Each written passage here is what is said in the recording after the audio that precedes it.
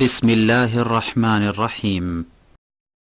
ومن يشاقق الرسول من بعد ما تبين له الهدى ويتبع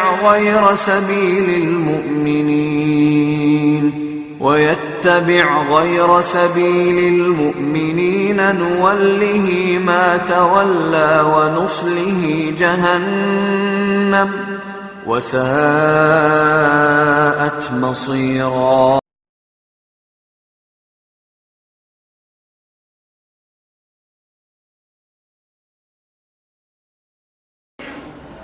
إن الحمد لله نحمده ونستعينه ونستغفره ونعوذ بالله من شرور أنفسنا ومن سيئات أعمالنا من يهده الله فلا مضل له ومن يضلل فلا هادي له وأشهد أن لا إله إلا الله وحده لا شريك له وأشهد أن محمدًا عبده ورسوله. يا أيها الذين آمنوا اتقوا الله حق تقاته ولا تموتن إلا وأنتم مسلمون. يا أيها الناس اتقوا ربكم الذي خلقكم من نفس واحدة وخلق منها زوجها وبث منهما رجالا كثيرا ونساء واتقوا الله الذي تساءلون به والأرحام إن الله كان عليكم رقيبا. يا أيها الذين آمنوا اتقوا الله وقولوا قولا سديدا يصلح لكم أعمالكم ويغفر لكم ذنوبكم ومن يطع الله ورسوله فقد فاز فوزا عظيما.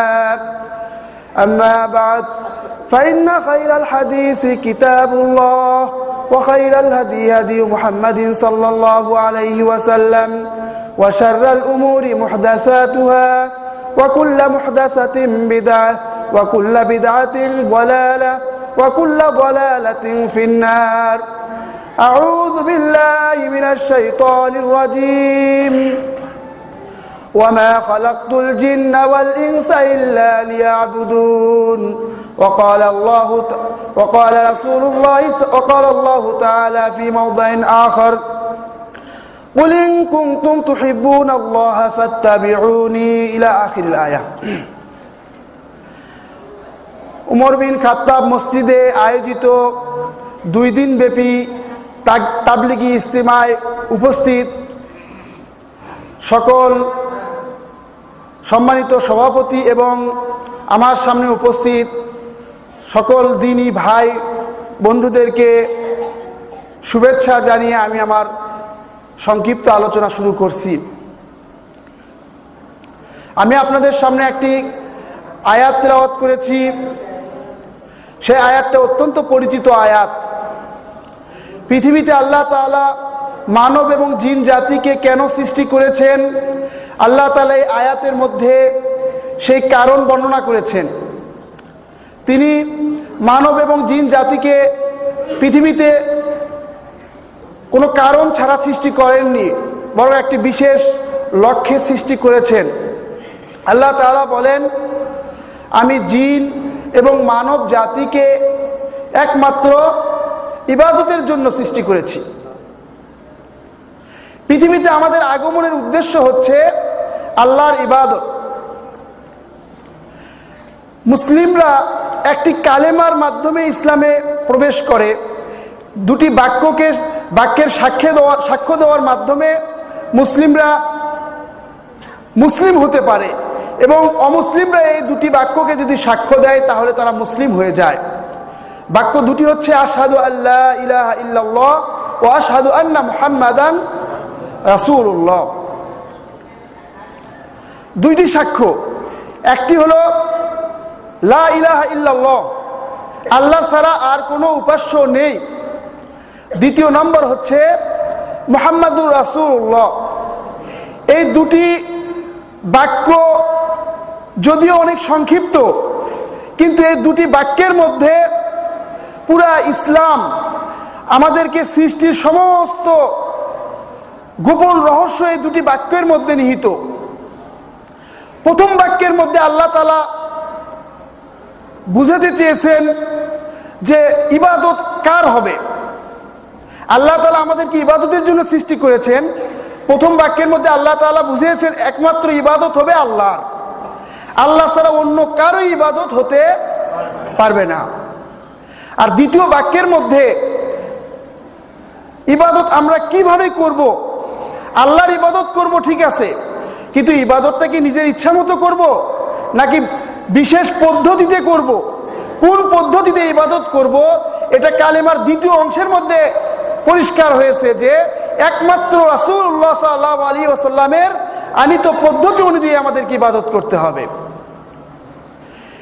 দুটি কালেমা আমরা মুখে উচ্চারণ করি, কিন্তু গভীরভাবে কি আমরা কখনো ভেবে দেখেছি এই দুটি কালেমাকে যদি কেউ গভীরভাবে বুঝতে পারে তাহলে সে পুরো ইসলামকেই বুঝে ফেলবে। ইবাদত একমাত্র আল্লাহর হবে এবং ইবাদত একমাত্র রাসূলুল্লাহ সাল্লাল্লাহু আলাইহি ওয়াসাল্লামের পদ্ধতি অনুযায়ী হবে।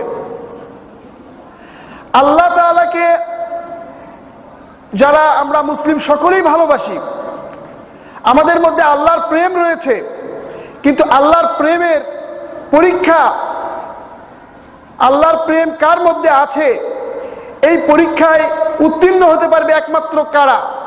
আল্লাহ তাআলা বলছেন কুল ইন কুনতুম তুহিব্বুনাল্লাহা ফাত্তাবিউনি। রাসূল সাল্লাল্লাহু আলাইহি ওয়াসাল্লামকে বলছেন আপনি বলে দিন, সাহাবাদেরকে বলে দিন, যদি তোমরা আল্লাহকে ভালোবাসো তাহলে আমার আনুগত্য করো। আল্লাহকে ভালোবাসার নাম মুখে উচ্চারণ করলাম কিন্তু রাসূল সাল্লাল্লাহু আলাইহি ওয়াসাল্লামের আনুগত্য করলাম না, তাহলে কি এটা আল্লাহর ভালোবাসা হবে?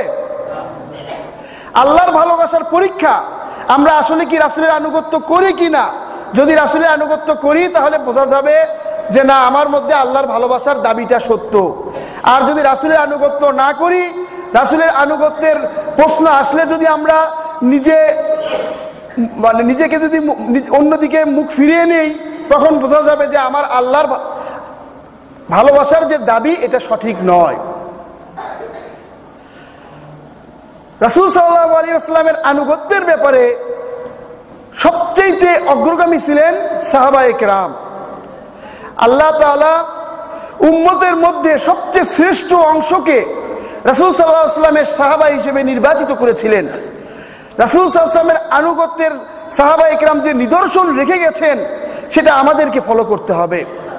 সাহাবায়ে কেরাম কিভাবে রাসূলের আনুগত্য করেছেন এ ব্যাপারে আমি কয়েকটি হাদিস উঠিয়ে ধরবো ইনশাআল্লাহ।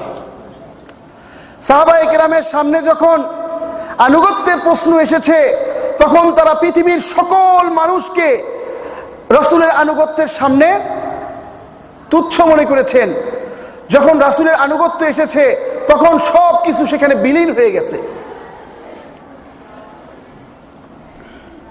তিরমিজি শরীফে একটি হাদিস, হযরত সালেম বিন আব্দুল্লাহ হাদিসটি বর্ণনা করেন।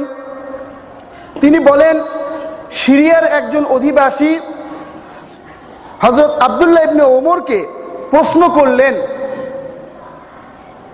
হজ্জে তামাত্তু সম্পর্কে। হজ্জে তামাত্তু হচ্ছে একই সাথে হজ এবং উমরা করা। হজ্জে তামাত্তু কি করা যাবে কিনা, এটা কি বৈধ কিনা, এই প্রশ্ন একজন সিরিয়ার অধিবাসী আব্দুল্লাহ ইবনে ওমরকে করলেন। আব্দুল্লাহ ইবনে ওমর বললেন হিয়া হালালুন, হজ্জে তামাত্তু এটা কি হালাল, বৈধ। তখন ওই ব্যক্তি বলছেন ইন্না আবাকা কাদ নাহা আনহা, আপনার পিতা হযরত ওমর রাদিয়াল্লাহু তাআলা আনহু ইসলামের দ্বিতীয় খলিফা, যার সম্পর্কে রাসূল সাল্লাল্লাহু আলাইহি ওয়াসাল্লামের পক্ষ থেকে অনেক সুসংবাদ রয়েছে, এরকম একজন বড় সাহাবা এই হজ্জে তামাত্তু করতে নিষেধ করেছেন।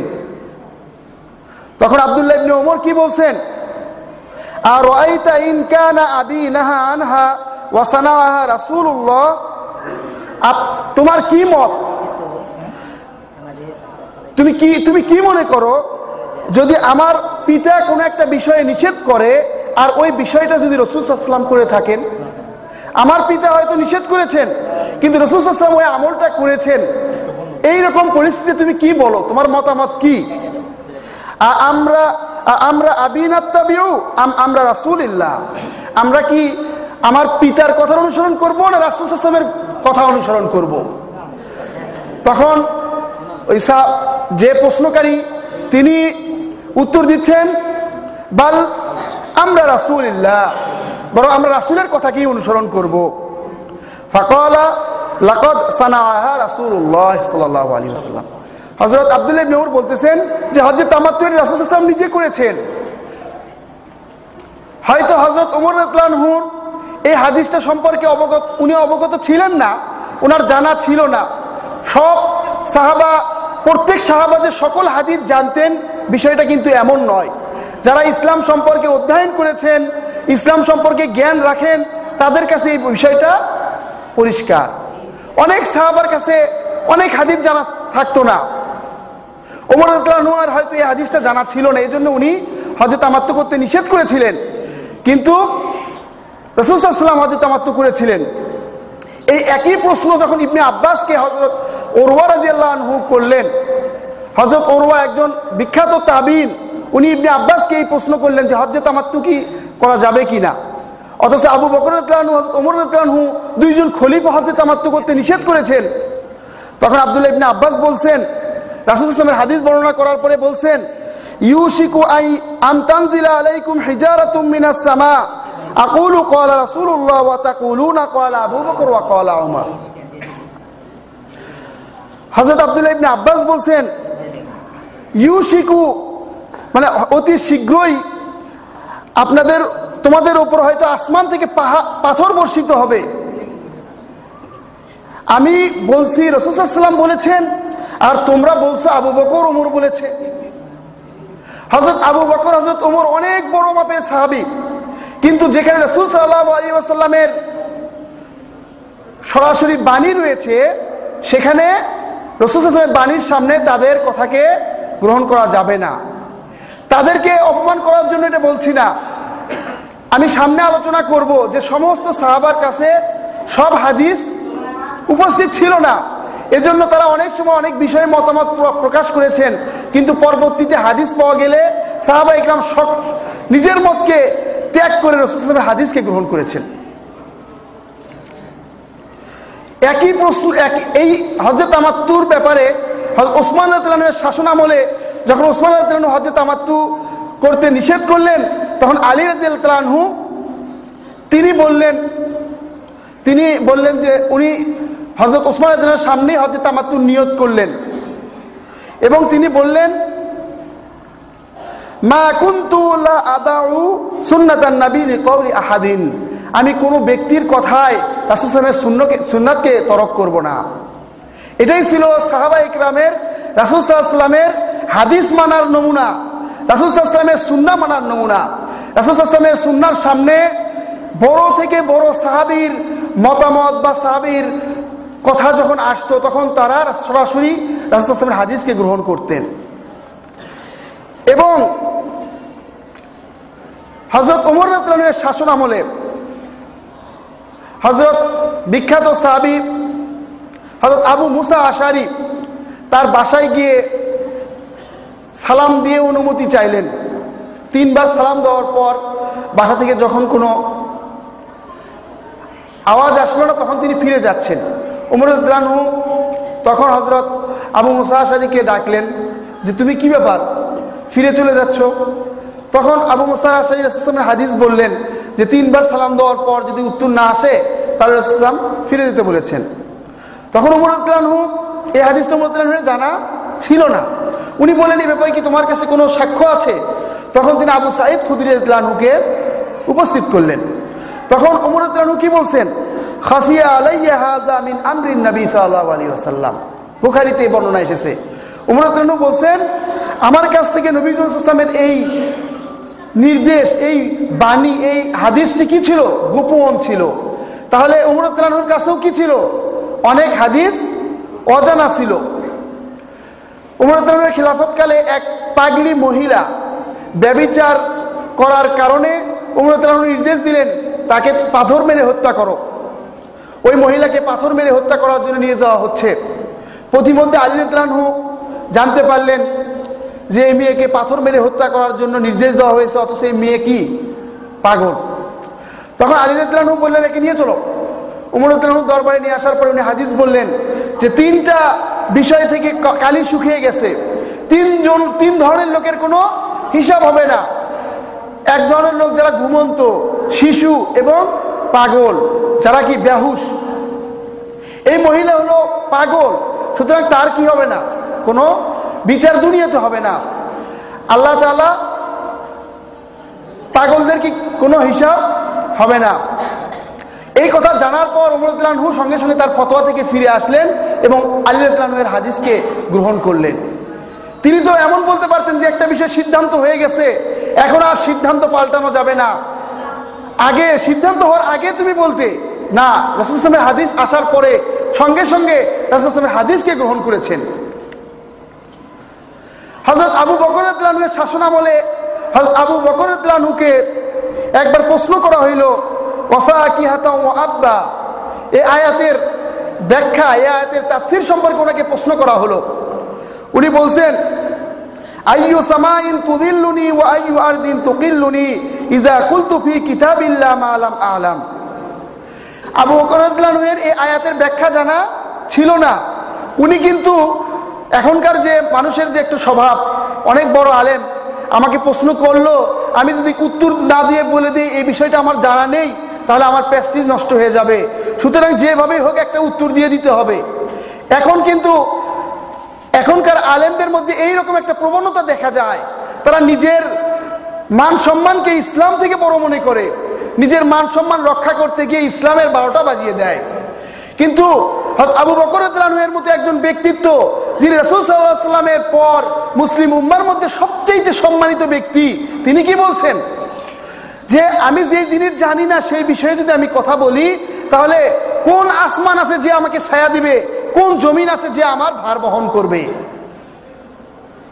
সাহাবায়ে কেরাম নিজের ইজ্জত সম্মানকে কিছুই মনে করেননি ইসলামের সামনে, ইসলামকে রক্ষা করাটাকেই নিজের সম্মান হিসেবে গ্রহণ করেছিলেন। এই সব ঘটনা থেকে আমাদের শিক্ষা নিতে হবে। ইবনে হাজার আসকালানী রাহমাতুল্লাহ আলাইহি, যিনি একজন অনেক উঁচু মাপের মুহাদ্দিস ছিলেন, তিনি বলতেছেন, আস-সুন্নাতু ক্বাদ তাখফা আলা বাযি আকাবিরিস সাহাবা ওয়া তাত্তালিউ আলাইহা আহাদুহু। অনেক হাদিস, অনেক সুন্নাহ অনেক বড় বড় সাহাবাদের কাছেও কি ছিল, জানা ছিল না, তাদের কাছে গোপন ছিল। অথচ অনেক সাধারণ সাহাবারা এই হাদিসগুলো, এই সুন্নাত সম্পর্কে কি জ্ঞান রাখতেন। ওয়ালিহাযা লা ইয়ালতাফিতু ইলাল আরা ওয়ালাউ কাওয়িয়াত মা ওয়াজুদি সুন্নাতিন তুখালিফুহা। এজন্য কোন মতামত, সাহাবা যত বড় সাহাবায়ে কেরাম হোক, তারা বিভিন্ন কারণে সুন্নাহ না জানার কারণে হয়তো একটা বিষয়ে ইজতিহাদের উপর ফয়সালা দিয়েছেন, একটা মত দিয়েছেন। এই মতগুলোর বিপক্ষে যদি কোনো সাহাবা, সাধারণ সাহাবার কাছেও যদি রাসূলের কোনো হাদিস পাওয়া যায়, আর সেই হাদিসটা যদি সাহাবাদের ফতোয়ার বিরোধী হয়, তাহলে কি করতে হবে, ওই হাদিসকেই গ্রহণ করতে হবে। এটা ইবনে হাজার আসকালানী একটা সারাংশ নিয়ে আসতেছেন সাহাবাদের, পূর্ণ সাহাবাদের সময়ের উপর। সব সাহাবার কাছে সব হাদিস ছিল না, এর একটি বাস্তব কারণ হচ্ছে রাসূল সাল্লাল্লাহু আলাইহি ওয়াসাল্লাম যখন হাদিস বর্ণনা করেছেন, তখন সামনে লক্ষ লক্ষ সাহাবা সবাই কি উপস্থিত থাকতো না। তখন সামনে যে সকল সাহাবা উপস্থিত থাকতো, তারাই সেই হাদিস সম্পর্কে অবগত হতো এবং পরবর্তীতে তারা অন্যদেরকে হাদিস পৌঁছে দিত। অনেক সাহাবায়ে কেরাম হাদিস জানতো, তারা যুদ্ধের কারণে ইসলাম প্রচারের জন্য সিরিয়ায় চলে গেছে, বসরায় চলে গেছে, কুফায় চলে গেছে, বুখারা, সমরকন্দ, বিভিন্ন এলাকায় যখন সাহাবায়ে কেরাম ছড়িয়ে পড়েছে, তখন মদিনায় যখন হযরত আবু বকরের শাসনামল, হযরত ওমরের শাসনামল, বিভিন্ন সমস্যা যখন সামনে এসেছে, তখন তারা মদিনায় ঘোষণা দিয়েছে, এই বিষয়ে রাসূল সাল্লাল্লাহু আলাইহি ওয়াসাল্লামের বাণী কার কাছে আছে, তাকে তোমরা নিয়ে আসো। মদিনায় এলান করার পরে সাহাবায়ে কেরাম চলে আসছে, এসে বলছে এই বিষয়ে রাসূল সাল্লাল্লাহু আলাইহি ওয়াসাল্লাম এইভাবে সমাধান দিয়েছেন। তখন খলিফা ওই হাদিসের মাধ্যমেই সমাধান দিতেন। আর যখন অনেক খোঁজাখুঁজির পর খোঁজাখুঁজির পর সাহাবাকে পাওয়া যেত না, তখন তারা কোরআনের আয়াতের উপর ভিত্তি করে ইজতিহাদের উপর সমাধান দিতেন। কিন্তু সমাধান দেওয়ার কিছুদিন পর দেখা যেত সেই সুদূর সিরিয়া থেকে, সুদূর কুফা থেকে একজন সাহাবা এসেছেন। আসার পরে খলিফার যেই সিদ্ধান্ত শুনে দেখেছেন যে রাসূল সাল্লাল্লাহু আলাইহি ওয়াসাল্লামের সিদ্ধান্তের সাথে অমিল। তখন খলিফাকে যে হাদিস, রাসূল সাল্লাল্লাহু আলাইহি ওয়াসাল্লামের হাদিস সম্পর্কে অবগত করেছেন, সঙ্গে সঙ্গে খলিফারা সেই হাদিসকে গ্রহণ করেছেন, নিজের ফতোয়াকে ছুঁড়ে মেরেছেন। অনেক সময় দেখে গেছে সাহাবায়ে খলিফার মৃত্যুবরণ করেছেন, কিন্তু সেই সময় ওই হাদিসটা প্রসিদ্ধি লাভ করেনি, কিন্তু পরবর্তীতে ওই সাহাবা ওই হাদিসটাকে বর্ণনা করেছেন, তখন মানুষ ওই হাদিস জানতে পেরেছেন। এজন্য আমাদের সাহাবাদের জীবনী থেকে শিক্ষা নিতে হবে, তারা রাসূল সাল্লাল্লাহু আলাইহি ওয়াসাল্লামের হাদিসকে কিভাবে গ্রহণ করেছেন। হাদিসের সামনে অন্য কাউকে তারা পরোয়া করেননি। আল্লাহ তাআলা পবিত্র কোরআনে বলেন, ইয়া আইয়ুহাল্লাযীনা আমানু আতিউল্লাহা ওয়া আতিউর রাসূলা ওয়া উলিল আমরি মিনকুম। সূরা নিসার 59 নম্বর আয়াতে আল্লাহ তাআলা বলছেন, হে মুমিনগণ, তোমরা আল্লাহর আনুগত্য করো, আতিউর রাসূল, তার রাসূলের আনুগত্য করো, ওয়া উলিল আমরি মিনকুম, এবং তোমাদের মাঝে যারা উলিল আমর রয়েছে তাদের আনুগত্য করো। উলিল আমর কারা? এই ব্যাপারে হযরত আব্দুল্লাহ ইবনে আব্বাস বলেন, উলিল আমর হচ্ছে আহলুল ফিকহ ওয়াদ দ্বীন, আলেম সমাজ হচ্ছে উলিল আমর। আরেকটি ব্যাখ্যায় এসেছে উলিল আমর হচ্ছে মুসলিম শাসক। আল্লাহ তাআলার এবং রাসূল সাল্লাল্লাহু আলাইহি ওয়াসাল্লামের আনিত বিধানকে আলেমরা মানুষের কাছে কি করেন? দাওয়াতের মাধ্যমে পৌঁছে দেয়, আর শাসকরা সেই বিধানগুলোকে সমাজে বাস্তবায়ন করে। এজন্য আলেমদের এবং উলিল আমর অর্থাৎ শাসকদেরকে আনুগত্য করার জন্য এই আয়াতে আমাদের নির্দেশ দেওয়া হয়েছে। হযরত ইবনে হাজার আসকালানী বলেন, আতিউ শব্দটা আল্লাহর পূর্বে এবং রাসূলের পূর্বে নিয়ে আসা হয়েছে, কিন্তু উলিল আমরের পূর্বে আনা হয়নি। এই কথা বোঝানোর জন্য যে উলিল আমররা, আলেম এবং শাসকরাও আল্লাহ এবং তার রাসূলের আনুগত্য করেই তাদের কি করবে? ফয়সালা দিবে এবং দাওয়াত দিবে। কোন আলেম নিজের পক্ষ থেকে কিছুই বলার অধিকার রাখে না। আল্লাহ এবং তার রাসূলের পক্ষ থেকে যেটা এসেছে সেটাকেই আলেমরা দাওয়াত দিবে এবং শাসকরা সেটাকেই বাস্তবায়ন করবে। অনেকে এই আয়াত থেকে আলেমদেরকে সম্পূর্ণ আলাদা একটা দলিল হিসেবে সাব্যস্ত করে যে আল্লাহ রাসূলের পাশাপাশি আলেমদের কথাও কি হবে? দলিল হবে। এটা সম্পূর্ণ ভুল। এই আয়াতের ব্যাখ্যায় যদি আমি একটা হাদিস বর্ণনা করি তাহলে আপনাদের কাছে অনেকটা পরিষ্কার হবে। বুখারীতে হাদিসটা এসেছে, রাসূল সাল্লাল্লাহু আলাইহি ওয়াসাল্লাম বাআসান নাবিয়্যু সারিয়াতান, রাসূল সাল্লাল্লাহু আলাইহি ওয়াসাল্লাম একটি যুদ্ধের দলকে পাঠালেন। ওয়াস্তামালা রাজুলাম মিনাল আনসার, এবং আনসারদের মধ্যে থেকে একজন ব্যক্তিকে সেই দলের নেতা নির্বাচন করলেন। ওয়া আমারাহুম আন ইউতিউহু, এবং সাহাবাদেরকে নির্দেশ দিলেন তোমরা তার আনুগত্য করো। ফাগাদিবা, ওই নেতা কোনো কারণে একবার সাহাবায়ে কিরামদের প্রতি রাগান্বিত হলো। রাগান্বিত হয়ে বলছেন, আলাইসা আমারাকুমুন নবী আন ইউতিউনি, নবী কি তোমাদেরকে আমার আনুগত্য করার নির্দেশ দেননি? সাহাবায়ে কিরাম বললেন হ্যাঁ। তখন ওই নেতা বলছেন তোমরা কিছু কাঠ জমা করো, এবং কাঠ জমা করার জন্য বললেন। সাহাবায়ে কিরাম কাঠ একত্রিত করলেন, তারপরে বললেন এই কাঠে আগুন ধরাও। সাহাবায়ে কিরাম কাঠে আগুন ধরালেন। এরপরে তিনি বলছেন উদখুলুহা, তোমরা এই আগুনে লাফ দাও। এখন রাসূল সাল্লাল্লাহু আলাইহি ওয়াসাল্লাম নেতার আনুগত্য করতে বলছেন, তো নেতা বলছেন তোমরা আগুনে লাফ দাও। তখন সাহাবায়ে কিরাম কি করছেন? জালা বাযুহুম ইউমসিকু বাযান, সাহাবায়ে কিরাম একে অন্যকে থামাচ্ছেন বা একে অন্যের হাত ধরে রাখছেন। ওয়া ইয়াকুলুন, এবং তারা বলছেন ফারারনা ইলান নবী মিনান নার, আগুন থেকে বাঁচার জন্যই তো আমরা রাসূল সাল্লাল্লাহু আলাইহি ওয়াসাল্লামের কাছে এসেছি, ইসলাম ধর্ম গ্রহণ করেছি। যে আগুন থেকে বাঁচার জন্য আমরা ইসলাম ধর্ম গ্রহণ করেছি, আর আপনি আমাদেরকে সেই আগুনে লাফ দিতে বলছেন। এরকম কিছুক্ষণ কথাবার্তা চলতেছে, এর মধ্যে আগুন নিভে গেল এবং শাসক ওই নেতার রাগও ঠান্ডা হয়ে গেল। এই ঘটনাটা যখন রাসূল সাল্লাল্লাহু আলাইহি ওয়াসাল্লামের কাছে বর্ণনা করা হলো, তখন রাসূল বলছেন লাউ দাখালুহা মা খারাজু মিনহা ইলা ইয়াউমিল কিয়ামাহ। যদি ওই নেতার আনুগত্য করতে গিয়ে ওই সাহাবায়ে কেরাম আগুনে লাফ দিত তাহলে কিয়ামত পর্যন্ত সেই আগুন থেকে তারা মুক্তি পেত না। এরপরে বলছেন আত্তাতু ফিল মারুফ, আনুগত্য হবে মারুফ অর্থাৎ কল্যাণের ক্ষেত্রে, ভালো কাজের ক্ষেত্রে। এই হাদিসটা কিন্তু উপরের আয়াতের একটা পরিষ্কার ব্যাখ্যা। রাসূল সাল্লাল্লাহু আলাইহি ওয়াসাল্লাম এই উপরের আয়াতের মধ্যে সাধারণভাবে উলিল আমরের আনুগত্য করার জন্য বলেছেন, কিন্তু বুখারীর এই হাদিসে একজন আমির নিযুক্ত করে তার আনুগত্য করার জন্য আলাদাভাবে রাসূল সাহাবাদেরকে নির্দেশ দিয়েছেন। এখন সাহাবায়ে কেরাম যদি ওই আমিরের আনুগত্য করে আগুনে লাফ দিত তাহলে রাসূল বলছেন তোমরা ওই কিয়ামত পর্যন্ত আগুন থেকে আর কখনো মুক্তি পেতে না। তাহলে এখান থেকে কি বোঝা গেল? নেতার আনুগত্য করতে হবে, এটার একটা লিমিটেশন আছে, যে কোরআন এবং সুন্নাহর ভিতরে থেকে কোরআন এবং সুন্নাহর বাহিরে গিয়ে কোনো নেতার আনুগত্য করা যাবে না, যদিও ওই নেতা সবচেয়ে বড় সাহাবা আবু বকর হোক বা ওমর হোক। বুখারীতে রাসূল সাল্লাল্লাহু আলাইহি ওয়াসাল্লাম বলছেন লা তাআতা ফিল মাসিয়াতি ইন্নামাত তাআতু ফিল মারুফ, গুনার ক্ষেত্রে কোনো আনুগত্য চলবে না, আনুগত্য হচ্ছে মারুফ তথা সৎ কাজের ক্ষেত্রে। মুসনাদ আহমদের কাছে লা তাআতা লি মাখলুকিন ফি মাসিয়াতিল খালিক, স্রষ্টার নাফরমানিতে কোনো সৃষ্টির আনুগত্য করা যাবে না। এজন্য আনুগত্যের ক্ষেত্রে আমাদের মনে রাখতে হবে আলেমদেরকে আমরা আলেমদের কথা শুনবো, কিন্তু কতটুকু তারা যেই কথাটা কোরআন এবং সুন্নাহ মোতাবেক বলবে সেই কথাটাই আমরা শুনবো, কোরআন সুন্নাহর বাহিরে গেলে আমরা সেই কথা শুনতে বাধ্য নই। আজকে আমরা অন্ধের মতো যে আলেম যে কথা বলে সেই কথাই আমরা গ্রহণ করি। আমরা আল্লাহ তাআলা আমাদেরকে যাকে যেটুকু মেধা যোগ্যতা দিয়েছে একটুও যাচাই করে দেখি না।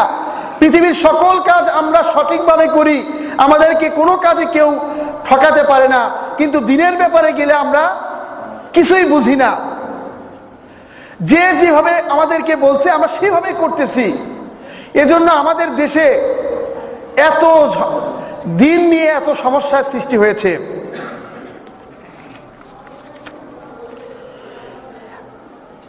কোনো একক আলেমের আনুগত্য করা, যে একজন ব্যক্তিকেই গ্রহণ করতে হবে, এই একজনের বাইরে অন্য কারো কথাকে গ্রহণ করা যাবে না, এটা কিন্তু সাহাবায়ে কেরাম তাবেঈন তাবে তাবেঈনের যে মাসলাক সেটা সম্পূর্ণ বিরোধী।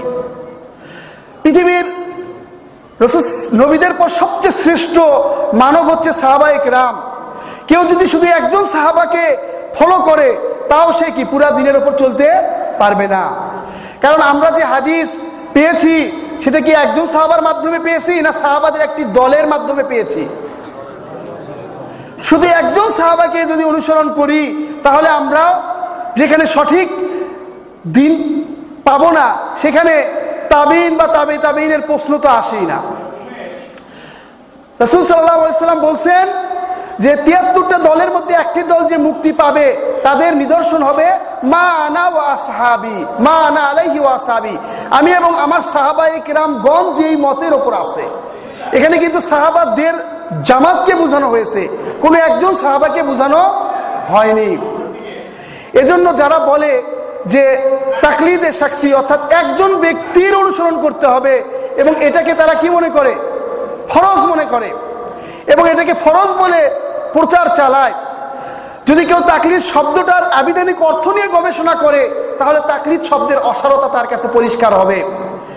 তাকলিদ শব্দের আবিধানিক অর্থ যে কোনো আরবি অভিধানে দেখেন, সেখানে লেখা আছে কাল্লাদা ফুলানান আই ইত্তাবাহু ফিমা ইয়াকুলু আও ইয়াফআলু মিন গায়রি তাআম্মুলিন ওয়ালা দালিলিন। তাকলিদ শব্দের অর্থ হলো কোনো ব্যক্তির কথা এবং কাজের অনুসরণ করা কোনো ধরনের চিন্তা ভাবনা এবং কোনো ধরনের দলিল ছাড়া, কোনো ধরনের চিন্তা ভাবনা এবং কোনো ধরনের দলিল ছাড়া কারো কথার অনুসরণ করা, এটাকে বলা হয় তাকলিদ।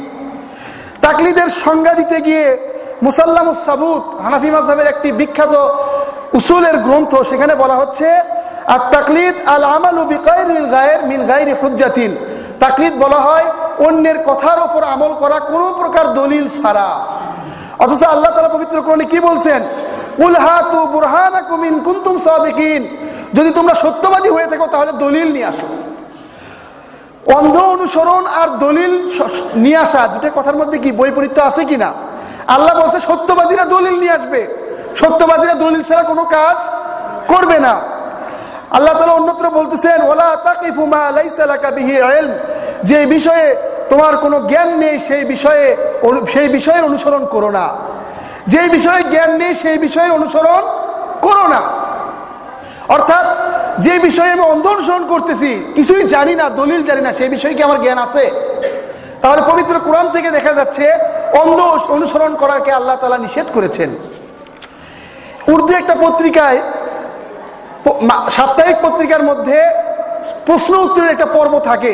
সেখানে একজন ব্যক্তি প্রশ্ন করার পর লিখতেছে আপ দলিল সে মুতমাইন কিয়ে। প্রশ্নকারী আলেমের কাছে প্রশ্ন করেছে যে আমার এই সমস্যাটাকে আপনি দলিল দ্বারা পরিতৃপ্ত করবেন, আমাকে দলিল দিবেন। তখন ওই আলেম প্রশ্নের উত্তরে লিখতেছে আওয়াম কে লিয়ে দলিল তলব করানা জায়েজ নেহি, সাধারণ মানুষের জন্য দলিল চাওয়াটা বৈধ নয়। আওয়াম কো উলামা সে সির্ফ মাসলা पूछना चाहिए, সাধারণ মানুষের আলেমদের কাছে শুধু মাসলা জিজ্ঞাসা করা উচিত। আলেমদের কাছে দলিল জিজ্ঞাসা করা এটা সাধারণ মানুষের কি নয়, অধিকার নেই। সাধারণ মানুষ শুধু মাসলা জিজ্ঞাসা করবে, দলিল একমাত্র আলেমদের কাছে থাকবে, সাধারণ মানুষের দলিল জানার কোনো অধিকার নেই। এরকম সময় অনেক অল্প, এ বিষয়ে আলোচনা করলে অনেক দীর্ঘ হবে।